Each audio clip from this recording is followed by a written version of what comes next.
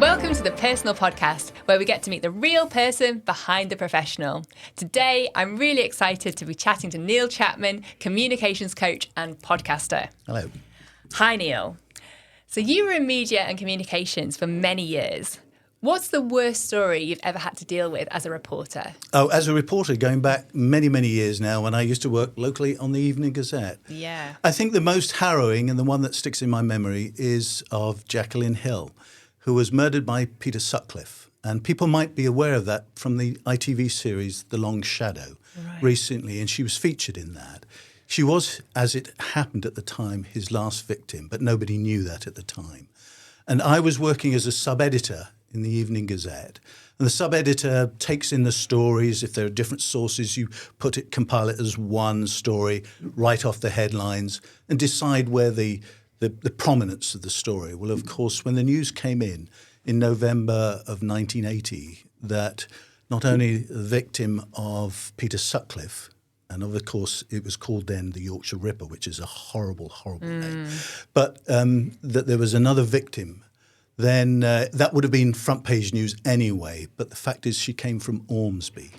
And then that of course was such a poignant thing because it brought it home, the terror that had really gripped much of the northeast over those horrible series of murders.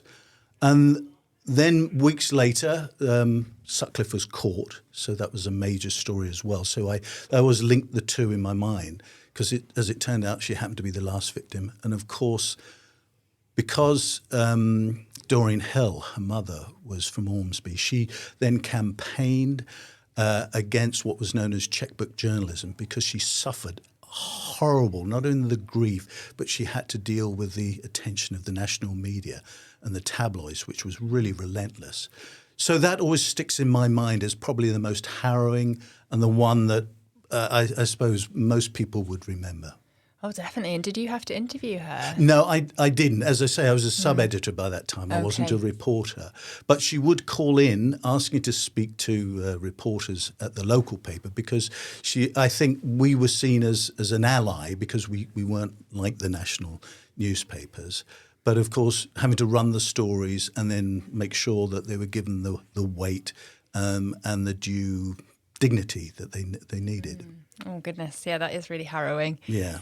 And you've also managed crisis communications for several high-profile businesses. Of that, what was the worst you've had to deal with?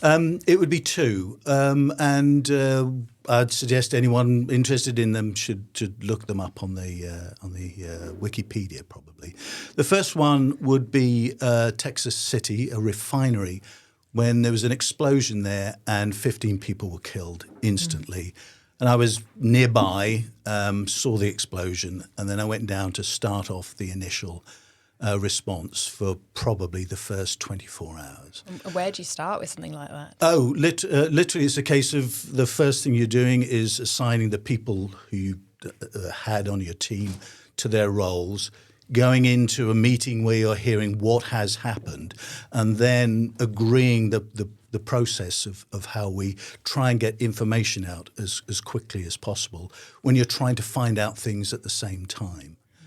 That was one, and that was in 2005, so a long time ago, and is still considered America's worst industrial accident.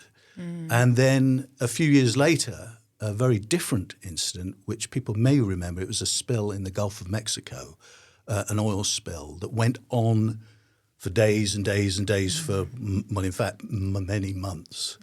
And any day that you woke up as part of the response would have been a major event in itself. So the next day you woke up and the same thing was going on.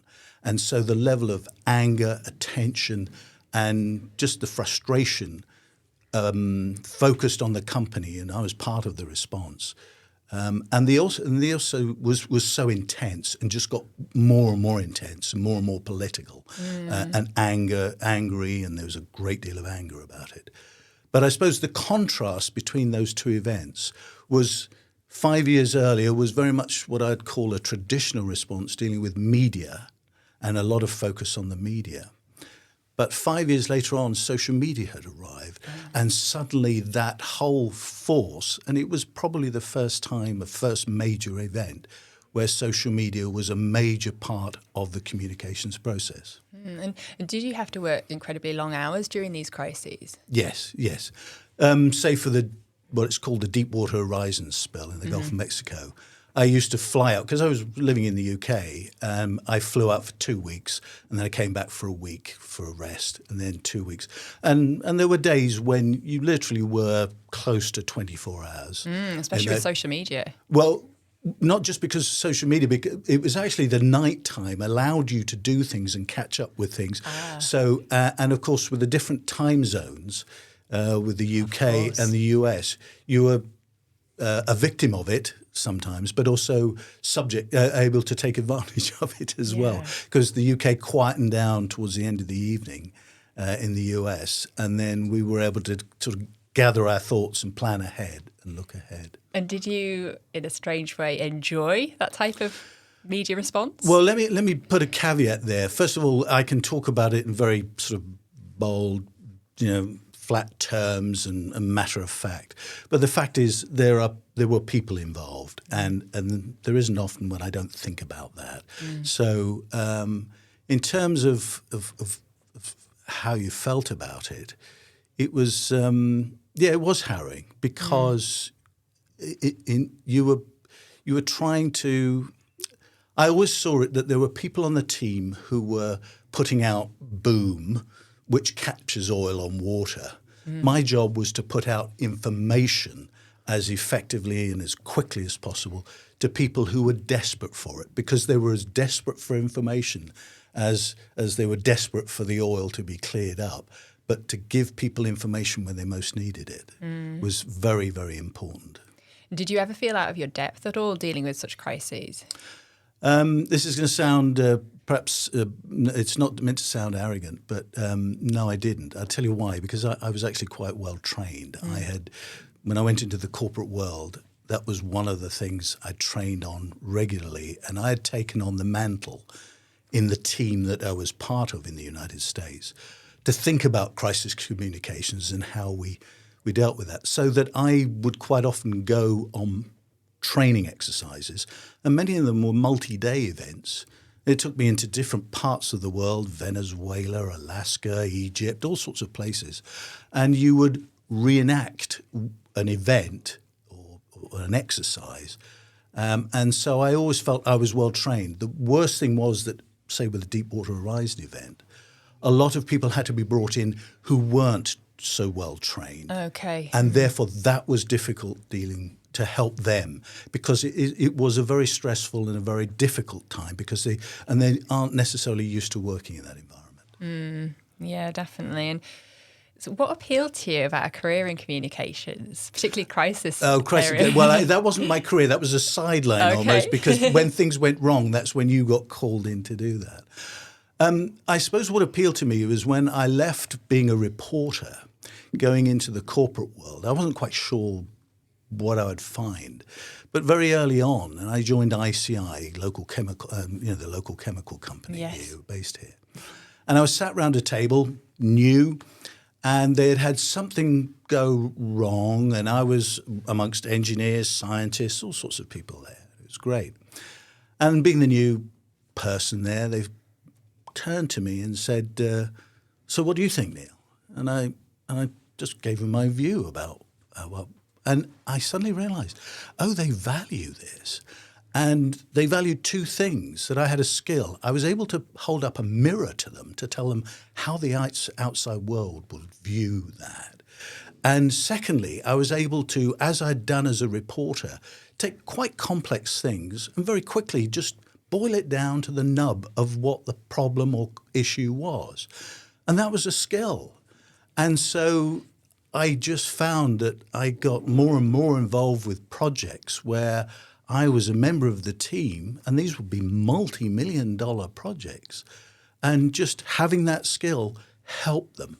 Yeah. And that made me realize I had skills that that business need to be able to tell their story, just like you do with your business, telling a story. And it's important that a business understands its story and is able to tell it. And for all it's something that we can all do in terms of communicating, we're not often very effective at it. What would be your number one tip for improving communications? Listening.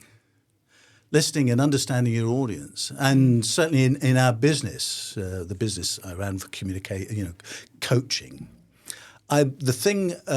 we used to think that we sold training programs to how to help people present or do media interviews or all sorts of things. I realized at the end of the day that, in fact, what we said we were selling was confidence. And it was to give a CEO or a CFO or somebody in a business confidence to communicate and to do it as well as they could. And that was what we sold. Once we realized that, we were doing the right thing that we were telling them. Understand your story. And the story was selling them confidence. Definitely. And I think that's important in a personal setting as well. And how do you sell confidence? By showing people and showing them what good looks like and helping them achieve it. And in something like communications, it's often that we don't know what's good and we don't see what's good. A good story. How do you construct a good story? What's it made of? And understanding the parts of it. A presentation. How do you make a presentation? And how do you get taught it? And if you understand the structure of it, you can then understand how to do it better. There we are. No, brilliant answer. And you travelled a lot with work. Yes. If you could go back to kind of one place, one moment in time, where would you go? There's two things. Let me say professionally and personally. Okay, yeah. Then. Well, professionally, I was very lucky to go to very many parts of the world, apart from the Antarctic and the colder parts of the world, almost to every continent. Australia, I would have loved to have known Australia better. I visited it about 4 or 5 times. Oh, only 4 or 5. Yeah, I know, but it was always for work, and Yeah. you're sort of seeing snatches of it. Yeah. But to actually travel around it, and I was lucky enough to, in the United States, as a 20-year-old, go over there and study for a year, and get in a beat-up old car with a couple of friends, and drive round the United States to understand its diversity and how big it is. And I was quite young when I did that, just as a student. But so I always felt I knew the States quite well. And then when I went back and lived there. But Australia, for a professional, I think that would be a great place to work. In terms of personal things, because my family, we got transferred over to the United States, we were able to take our children to Hawaii. And that was one of those memorable holidays. And to see Maui and Pearl Harbor and Haleakala, the volcano, and see the sun rising from the top of a volcano, and to do that with our children and give them that as an experience. And the other great place we visited was Costa Rica. I mean, it's just a beautiful country, and the people are so lovely. I mean, you've got rainforests, you've got live volcanoes, you've got the animals you see, and the people are so friendly. Oh, both places sound amazing. I know they are. I'd love to go to both. Please, put them on your bucket list. What age were your children when you went to Hawaii? To Hawaii, I think my oldest was maybe about 16, I think he was about 16 or 17. An age where they can really appreciate and remember it. We went swimming with the turtles, and we saw the dolphins as we were going back out. So just gorgeous. Oh, yeah, definitely on the to-do list at some point. So we'll switch the focus to health now. And unfortunately, you battled cancer 3 times. Oh, yeah. What types of cancer have you faced, Neil? 3. A type of kidney cancer, which was inside the kidney rather than the meat of it. And so, unfortunately, that then spread to my bladder. And then they put you on a monitoring process, and after just at the end of that monitoring saying, hey, last year, I'm clear for cancer, then they came back and told me, you need to have something checked out, and it was prostate cancer. So I'm still being treated for that. Okay, and how are you doing with it? Oh, I'm fine. I'm actually fine. It's I have a philosophy, and I always have with the whole thing. It's rather like having a little a wallet of information. I take along a pen and the latest letter I've got from the NHS for the appointment, and I've got this little wallet I take along with me, and then I put it in the drawer. And it's almost as if I do that with the cancer. I put the cancer in the drawer away when I don't have to deal with it. And that's it. And then I take it out when I have to deal with it for treatment or something like that, and then put it back again, and then that's it. So I get on with life. Oh, that's a really strong mindset. What treatments have you been through, and what's been the most grueling? Oh, treatments. Oh, grueling. I've had the pick and mix of them. I've had surgery, I've had chemotherapy, and I've had radiotherapy. So a bit of a good. Now, I'm sort of lighthearted about this, but anyone going through it is a horrible thing to go through. Probably the most grueling was actually the surgery, because with kidney cancer, once they realise they can't save the kidney, they just take it out and they got rid of the cancer. I mean, it's a great cure, really, in that sense. Yeah. And but the surgery is quite brutal. It takes quite a bit of time to recover from it. So I take it you've still got one kidney left. Oh yeah. Just got the one. I got the one, and try and look after it as best as I can. Yeah. So how long did it take you to recover from that? It was probably, I think it was the end of August. I got it got taken out, and I think I was back on my feet, feeling reasonably okay. About the November, something like that. Goodness me, it takes a long time. Yeah, it does take a bit of time. Yeah. And what frustrates you about how people perceive other people that are going through cancer? I suppose the most frustrating thing is the fact that one, there's this the language. People, when they have cancer, quite often say that this idea of fighting it. There's not a lot you can do to fight it. You actually feel quite well when you've got cancer, if you haven't certain types of cancers. Anyway, the ones I had certainly haven't felt bad at all. It's the treatments that are the really difficult one. And also the other thing I'd say is make a plea for thinking about the partners who are going through that, because I've always considered myself quite lucky in many ways, is because I'm that one who has it done to them, whereas my partner, my wife, has had to go through so much around that, and the attention is always on me, whereas she has to worry about my health, what is happening to me, and then help support me, etc.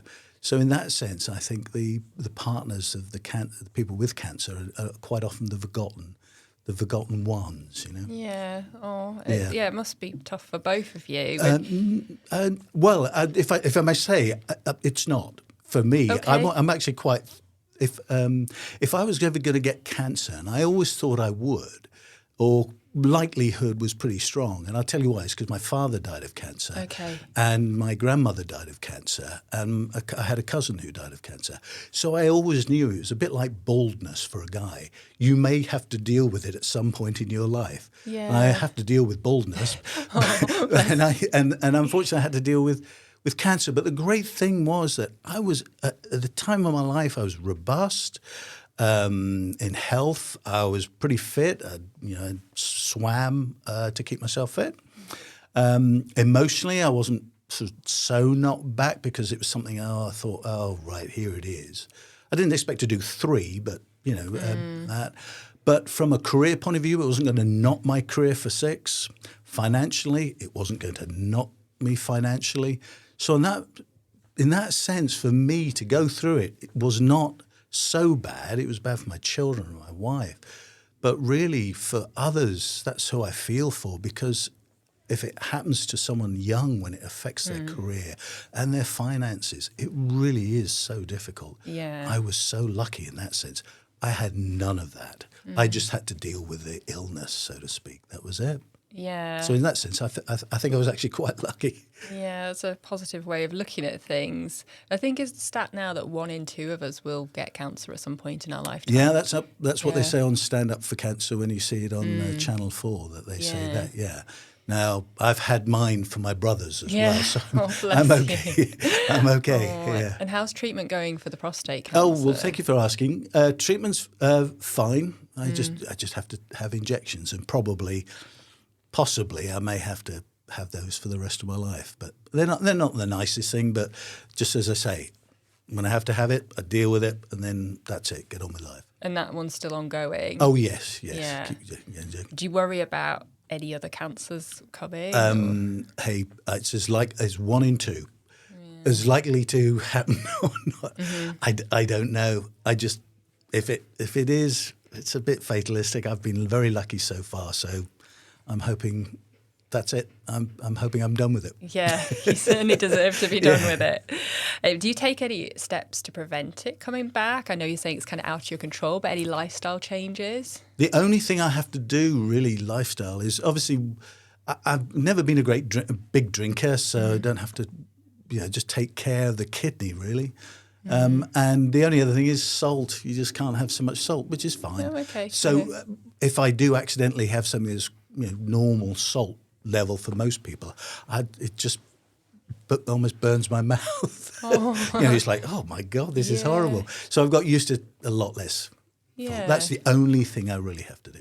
Do you ever look into, because I sometimes wonder, why cancer is so prevalent these days? Is it, our lifestyle, the technology we're using? You're going way beyond my pay grade there. There's also for me, something like as an older man, prostate cancer is, you're going to live with it. You're going to get it. For a man, whether it'll kill you, you'll die probably before it comes up. I just happen to. They said, yours is so aggressive, we have to do something about it. But otherwise, as I said to the consultant when he told me it, I just went, oh, darn it. I thought that was something I might have to deal with 10 years on. Yeah. Yeah, not now. So I don't know why, but I think it is probably because people are living longer, and that means, but then that's just a speculation. I don't know. I don't know. Well, thank you for talking about it so openly. That's all right. That's all right. And your father, of course, died of cancer when you were in your 20s. Yep. How did that affect you? Not too badly in some ways, in the sense that when I realised he was going to die, I literally had sort of lost sort of the control of my legs at the time, because when I saw that and learnt that and realised it. But it didn't knock me off course, because I was married. My father had set us up with not financially, but we were all of his sons were married. We had our lives. And we had to focus a lot on my mother, because she was a widow quite early on. So really a lot of our attention, I think, went to her. And we carried on with our lives. And it I suppose, looking back, it didn't knock me off the rails or anything like that. And it was always something. I had uncles who stood in when you needed those wise words, which I would have turned to my father for. Yeah. And if there was one moment you wished he'd still been alive for, what would it be? It's not a moment. It's actually to meet his grandchildren. I'd love him to have met them, to know what sort of people they were. And I was just, that's, in terms of why I put together a podcast that basically allowed them to get to know him a bit better as well. Yeah, we'll come on to that in a bit, because it's a really great podcast. And I just wondered, do you believe in life after death?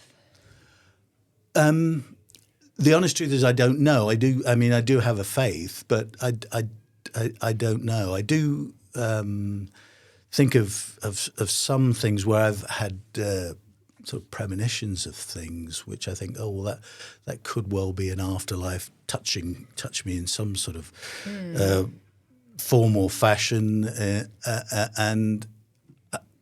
but I really don't know. I'd like to think that at some stage you will meet your parents. I mean, wouldn't it? If they've died, anyone or anyone who's lost someone, you just have that glimmer of hope that you will meet them again, and for them to see you and to get together with them. So in that sense, I'd like to. I think I'd rather keep hold of the hope, but I do have a faith and believe in, as a Christian. Yes. Mm-hmm. Do you have an idea for a podcast in your head? If so, we can record, produce, and promote that podcast to bring it to life. Contact us today to find out how. Yeah. And you mentioned premonitions there. Can we dig a little deeper on that subject? Oh, yes, certainly. Let me just think of somewhere. I always had a premonition that I would go back to the United States. Having gone there early on as a student, 20-year-old, and spent a year there, somehow I can always remember as the plane took off to take me back to the UK, I had this idea that I would go back, and I didn't try and engineer it or anything. But many years later, I was working for an American company, and just out of the blue, they said, "We'd like to transfer you over to the US. There's an opportunity over there at one of their head offices," and so I end up going there, being transferred there, and then ending up living there, I think another 12 years. Mm-hmm. So it's that sort of premonition. Another premonition I suppose I had was somehow many, many years ago. I don't know why, but I thought I would be married, or someone with a left hand would play an important part of my life. And my wife is left-handed, and as is my grandson. So the idea, it just fitted in with that somehow thought. So I would always put those down to premonitions, frankly. Yeah, definitely. I mean, I have them quite a lot, and quite often they do play out. And I can't think of any significant right now, but it's just strange, isn't it? Do you think it's just our subconscious picking up on? I haven't a clue. It's rather like a short time before my father died, I had this idea that, oh my God, he's going to die, or he's somehow. And then the whole thing came about that he got the cancer, and that was it. He was gone. But that's so you can't explain though. Things like that. I suppose the oddest one was after, and not to go too deeply in this. Oh, but please do go deep. No. The oddest is something my wife did when a friend, the mother of my daughter's best friend, committed suicide. And we were looking after her daughter, and my wife was on her own in the house at the time because everyone was out, the children were at school, etc. And she felt a presence, and she said she shouted out something.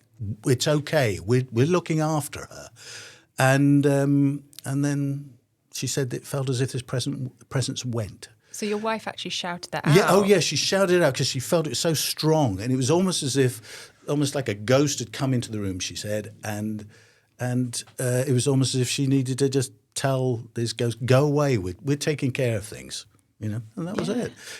And when she told me it, I didn't think, oh, well, that's odd. I thought, oh yeah, there are those things in life where you do have these premonitions, or something odd happens like that, and you can't really explain them. No, and I've also had, this sounds really cheesy, like dreams that have come true, like in the sense of you've dreamt about the house I would live in, like from kind of 10 years onwards, and my parents still there. That all kind of appeared to me in a dream, and I even knew things that weren't there when we moved in, but the neighbours then told me, oh yeah, there used to be a table here and stuff. And it just... It's weird, isn't it? It's weird. I don't know if I like it or don't like it. But it certainly happened more so when I was a lot younger and my head wasn't so full of, I don't know, the corporate, general day-to-day life, the world, So it's just... Yeah, I do find it very intriguing, and I just always have those questions. Well, why? What's it from? What does it mean? Like, how do we know? And yeah, it just interests me. And I suppose we're very different if you think in this culture. My son is married to a Vietnamese girl, and it's always lovely to hear the different culture there and how much superstition, we'd call it superstition, but how much, for example, the date of their marriage, they had to consult somebody, and then the whole idea of the way they view death, and one of the cultural things I was quite surprised about was the fact that they get models of things, paper models of things. I maybe not be describing it brilliantly if we were Vietnamese, but they get paper models of things like cars and furniture, etc. And after a certain amount of time, after someone's died, they burn them, so that in effect gives them some of the things they need in the afterlife. And so you hear all these things, and I go, oh, that's interesting, So how people view these things. I know, and it's interesting to know about, because numerology, I do kind of believe in a bit, What's numerology? Tell me. Well, I don't know if I'll define it correctly, but certainly like seeing sequences of numbers where you look at a clock or a digital, or your phone, you see a certain sequence of numbers. It's meant to have certain meanings. Right. Again, rightly or wrongly, I'll see certain sequences before certain times in my life. And is that kind of what the Asian cultures may be more into when they looked at the dates of getting married? They may well do, Yeah. but they had. I think there was a consultation around that and everything like that, and we had to do certain things just like you do over here. But it was much more. It was much stricter going there and everything like that. It was an interesting time going over to and being part of a wedding over there in Vietnam. Yeah, I bet it was so interesting. It was. And what do you believe happens when we die then?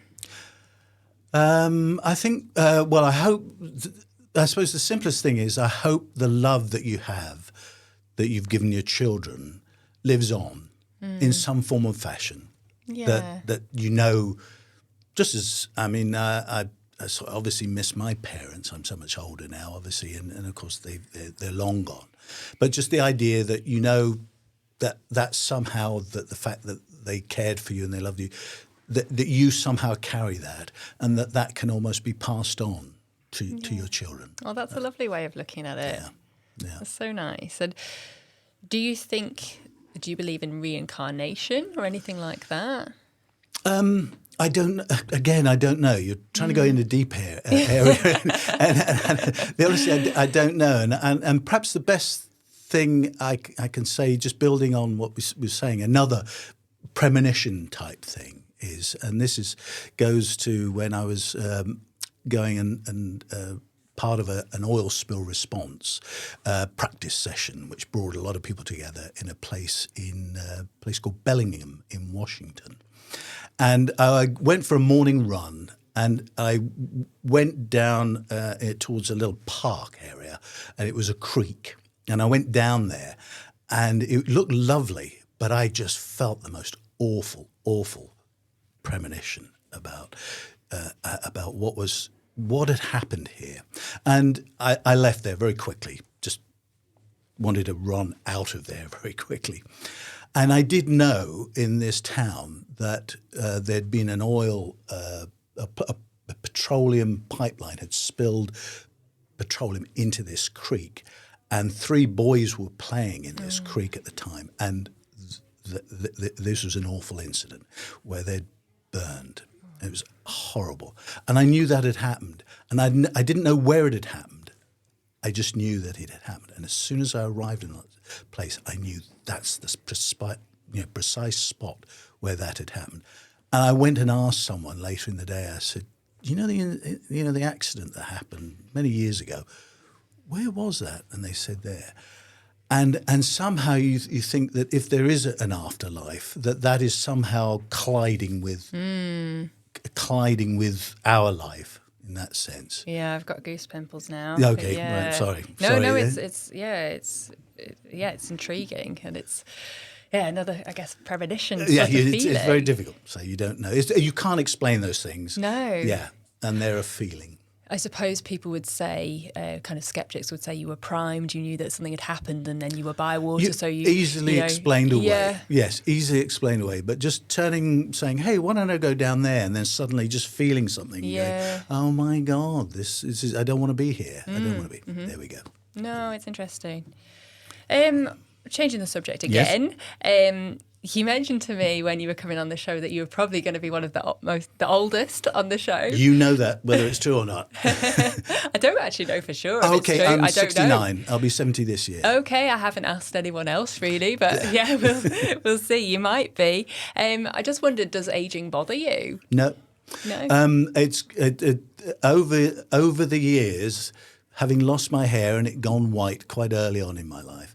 It gave me an ability to say things and perhaps give advice to people that perhaps I didn't deserve to be. They didn't deserve, but you suddenly will listen to more because they thought, oh, you might be older. But at the same time, they can dismiss you just as easily.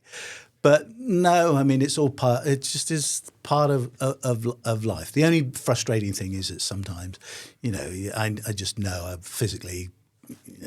just can't do as much as I ever could. Like, for example, music. I can't play music any longer, it was something I really loved, but I can't do it because of just the old frailty of fingers and things. Yeah. And you touched on when you lost your hair and went grey. Did that bother you? No, I'd always, again, it's one of those things like the cancer I said and the baldness. It was one of those things I knew, could happen as a male. And one side of my family bald very young. That was my maternal grandfather.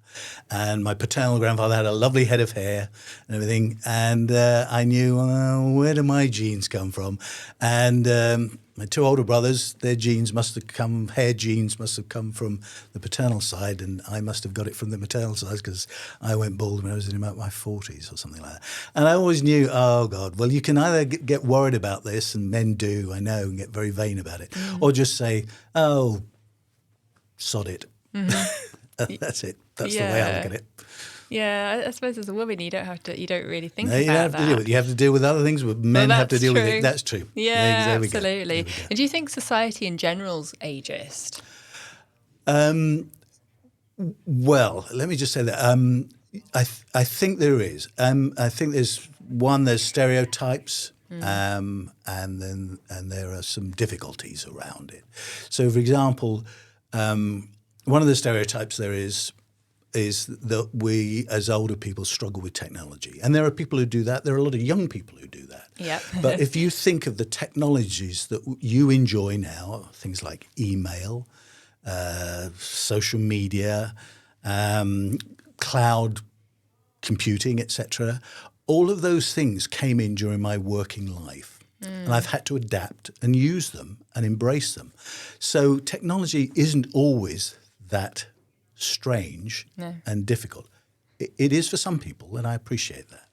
The other thing I would say is that as you get older, sometimes I don't want technology. I want human contact. And sometimes businesses make it so difficult to do business with them because either the technology or they don't give their people the ability to exploit the human contact. So often I come away frustrated with businesses saying, why are you doing that? And then sometimes it does seem to have an age element to it. But there again, when my children talk about, something old, I now say to them straight away, be careful what you say. And I know my son quite often uses ageist comments in his comedy. So. Oh, brilliant. Is he a comedian? Yeah, he's a stand-up comic. That's amazing. And sometimes I see some of his clips on YouTube that, and I go, you're making fun of the old again, aren't you? Are you ever used as material? No, I don't think we are. He may well use some of it, but not in a sort of like talking about his parents. No.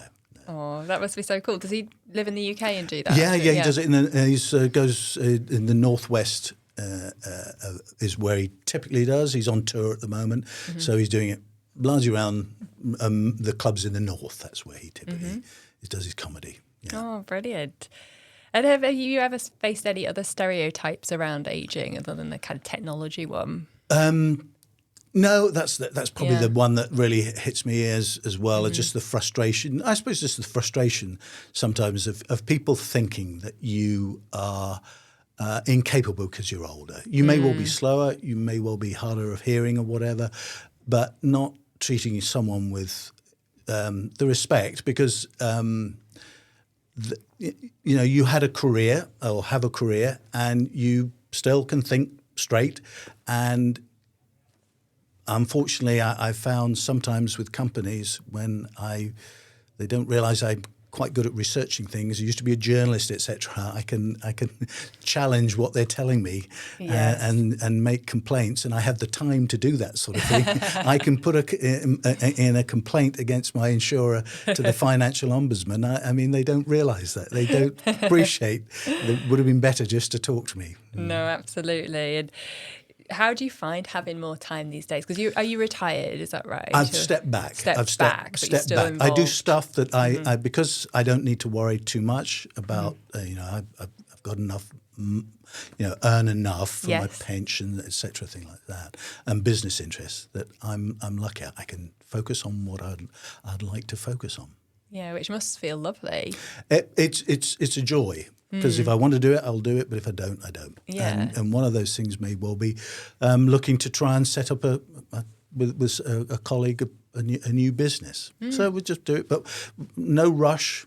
If it works, it works. If it doesn't, it doesn't. Yeah. Whereas previously, the business I set up, it had to work. Yes, I Yeah. understand that. Yeah, I'm kind of in that You know what it's like. moment. And, I love it, and I don't ever want to wish time away. But I think it was when I started to turn 40, I'd never really considered retirement before. And then you Right. start thinking, how would that look? And when would that be, sort of thing? And I'm not saying it's imminent, but unfortunately. But, Yeah. it's just things that you start to consider as you get older. And just that time thing and the freedom more than anything, to have Yes. that freedom to choose how you spend your time. Yes. That sounds amazing. Yes, it is. That's the joy. But you've earned that, haven't you?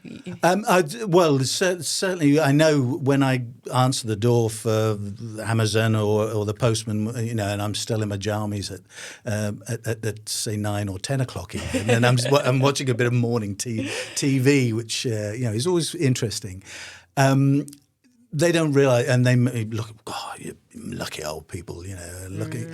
They don't realise I used to get up at 5 o'clock in the morning to get to work for 7 in London, and then I wouldn't get home till 7, and that was just a regular day. Oh, absolutely. And I'm a big believer you should never judge, because you just don't know what that person's gone through, going exactly. through. So I think I've done my dues. My dues. In that Absolutely. And in terms of technology, there's not many people your age that launch podcasts, and Right. you've done that last year. Tell us Yep. more about the podcast. Well, it came out of we found as a family a diary that my father had left. Never knew anything about it. He was a pilot in World War II, and he wrote a diary for the year 1943. We only found it when my mother died 30 years later. And flicking through it,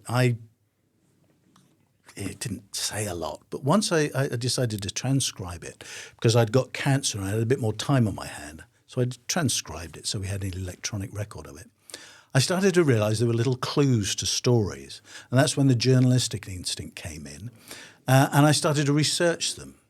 COVID was positive in that sense, because it meant that the National Archives in Kew opened up the files that it had and digitised, and allowed people to access to them for free. Amazing. Previously, they used to charge for them. I was just about to go down there and start to try and rummage my way through the files that they have, but I didn't have to do that. I was able to download them and start just doing it at home, and that's when I came across some of the incredible stories in the diary, and decided to make a podcast. About it. It's a brilliant podcast. I haven't listened to all the episodes, but the ones I have, I really enjoyed. And I'm not usually into that sort of thing. World War II and all the history stuff. Yeah, it's so interesting, but, just hours in the day. Remind us what the podcast's called. So It's called Blighty, Thank God. Okay. Which is a phrase that my father, as a pilot, you have a logbook. And that just states it's a very official thing. It's almost like a license. It says what plane you flew, how long for, and where, and between the points. So it's a very official document. And he had to keep a record of where he was stationed as well at the back. And you can see that when he finally got back home after, I think, about 4 years overseas, being posted overseas to West Africa in 1941, and when he got back to the UK, I think in the beginning, towards the end of 1944, he wrote these words. It's almost like a doodle in this official document. Blighty, thank God. And that represented the relief he felt. Because I know he said to my elder brother, he never thought he'd survive the conflict. So obviously to get back to Blighty, to the UK, was just an incredible relief for him, I think. Oh, it's amazing. It must have felt so special to find this diary. It was odd because it's almost as if he was talking to me. So it was almost like meeting a parent when they're just out of their teens, really, because he was only in his early 20s, very early 20s, when he was posted overseas. And it's to hear their voice, because it's all in his voice and the way he spoke. It's just written down. And so that was interesting because having lost him so early in my life, it was almost not having a conversation, but just to hear him speak and tell a story to us from the grave almost. Oh, that's so precious to find that. And what's the most rewarding thing that's come out of doing your podcast? In some ways, I involved the grandchildren, all his grandchildren, and letting them enjoy understanding what their grandfather had done, a person they had never met, and obviously wasn't alive when I think there was only one of them was born, and then he died shortly afterwards. So for them to hear about the stories of what happened. And to understand that he'd almost been killed in a crash. And just in that sense, one of the grandchildren said how lucky they were to be alive because they realised if he hadn't survived that crash, they would not be alive as well. So they heard the story of what he did in that crash. That was one of the episodes I put out. And it gave him a sense of it was, just a moment, the right decision at the right time meant he survived that crash rather than being killed, as was a very good friend of his later on. Yeah, and that friend, didn't you trace down his daughter that never met him? Yeah, what happened was that my father, in May 1943, wrote these very cryptic words. It just said, "It's a year ago since Jim got his." So I thought, who's Jim and what had happened to him? And by going in the archives and digging out and finding out through different sources, I found out who this guy was. And it turns out he had trained and joined at the same time as my father, the RAF. They'd trained together, been shipped out to West Africa together, and had flown together as well in different aircraft, fighter aircraft. And my father was stationed with him, and it doesn't say it in his logbook because I don't think he completed the flight.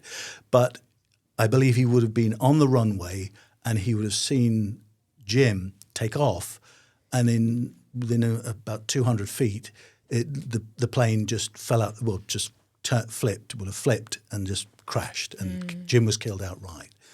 And so to understand why that had happened, I dug into that. And just by luck, I told someone about this and said, can you find out something through one of the ancestry sites more about this guy, Jimmy Eden? And they said, yes, when he was killed, he had a wife and they had a baby daughter. And there are grandchildren living in London. So I reached out to them and they said, oh, our mum is still alive. So this baby daughter who was 15 months old when her father was killed, she's now in her 80s and she gets this call out of the blue, and I was able to tell her about her father and what he was doing, because she never knew that, where he was buried, that they had been, because she was a woman of great faith, and tell her who the pastor was who actually conducted the burial ceremony, but what he was doing and why. I think she had thought, oh, he died in an accident. That's what she had told. But the fact of the courage to get into a plane then and to do what he was doing was incredible. And she said to me, and this was the most rewarding thing, I had a hole in my heart for all my life, not really understanding about who my father was and what he was doing. And you've just told me. And to have it sort of told to us so late on in life. And that was great. It was lovely to hear that. Oh, it makes me feel emotional hearing that story. It was lovely. I can't imagine how lovely it was for you. Yeah, it was great. It was great. She's now died, unfortunately, but it was just lovely to be able to tell her before she died. Yeah. And she was all, suddenly I'm all up for realising she needed to tell her children her story and leave that for them, which is what she told me in her last email. Oh, it's so powerful. And would you launch another podcast off the back of this one? Yeah, I might. There's a story which I'd love to I'm talking to someone in America to see whether they're willing to do the research on the American side. But it goes back to the Victorian era and the potential for when the UK and America almost went to war during the Civil War. Right. There was an incident where it's almost as they were on the brink of war and they were pulled back from it, and so it was just something I came across, and it was one of those little snippets in history where I went, I've never heard about this. It needs delving into it. So I'm trying to get someone to be able to delve into the National Archives in the States, and then I would do the work over here. Well, amazing. Well, I'll watch this space for Yeah. that one launching too. Yeah. Brilliant. Right, now we're on to our regular questions, Neil. Okay. On a scale of 1 to 10, 1 being worst, 10 being the best, I'm going to ask you to rate yourself at a Right. series of things. How good looking are you? 2, I'd say. It's because I've got my own teeth. if I was on, is it Tinder or whatever, I'd say, if I had my own teeth, Okay. and that's what I've got. Yeah. That's why I give myself the marks. Brilliant. Well, you're certainly funny. Yeah. How funny are you? No, the DNA, the comedy gene is with my wife, and my son inherited it, and he's the comedian, the real comedian. He does it for full, as a job, and so he's the one who's got any funniness. What's your son's name? Give us a plug. Phil Chapman. And I take it you can search and find his comedy Yeah, online. you can find Phil Chapman comedy. He puts out a lot of snippets. It's all done on the comedy and how you build up an audience. It's all done online now. Yeah. It's incredible. Interesting. Are you good at cooking? The problem is I'm married to someone who's extremely good at cooking, and she's always been very good at cooking. But I'm a serious barbecuer. Oh. When I say that, I've got a smoker. Yeah. Like, have you heard of a Kamado Joe? No. Or you've got those green egg things? No. Okay. Well, these are serious, because Right. we used to live in Texas, and it's a course. competitive sport there. I mean, really is, and a hibachi grill as well. So you're able to vary what you cook and everything, and it's you can smoke things for about 7 hours. So I love to do that. So 10 on the barbecue. No, I'd say 5. I keep Okay. trying to get better and better. Okay. Yeah. Are you a good singer? No, I'd give myself a 5. I'm not good at singing, but my singing has done some good. That's the way I thought I'd answer That's that. a lovely way of putting it. Because in America, BP had a matching gift program where if you were an employee of theirs, if you gave up to $5,000 to a charity or different charities in a year, they would match it dollar for dollar, which was a very good program. And 3 of us, 2 other guys and I, formed a band to take advantage of this so we could raise money and then double it by making sure we maxed out our gift allowance.